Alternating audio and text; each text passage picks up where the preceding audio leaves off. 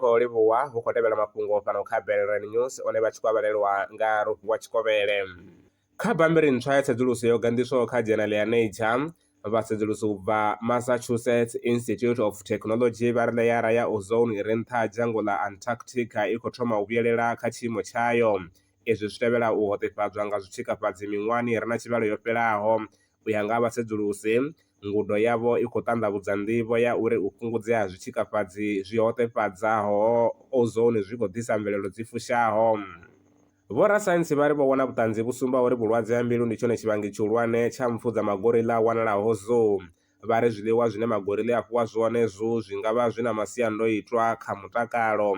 Vho shumisa data ya malaṱwa a magorilla a re na vhulwadze ha mbilu na ayo a si na vhulwadze a wanalaho kha zoo dza ḽa Amerika. Magorilla ane tshiimo tsha vhulwadze a tshi ḓivhei u bva kha zoo dza ḽa UK na magorilla a si na vhulwadze a tshilaho ḓakani kha shango ḽa Central African Republic. A khou guma ngorali mafhungo fhano kha BellRand News. Maṅwe mafhungo ndi ane nda ḓo vha vhuyela nao tshifhingani tshiḓaho.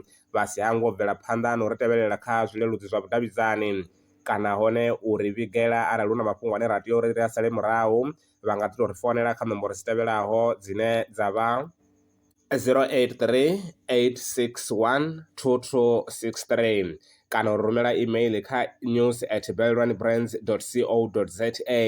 U bva kha nṋe maṅwe mafhungo ndi ane nda ḓo vhuyela nao tshifhingani tshiḓaho. Ndaa.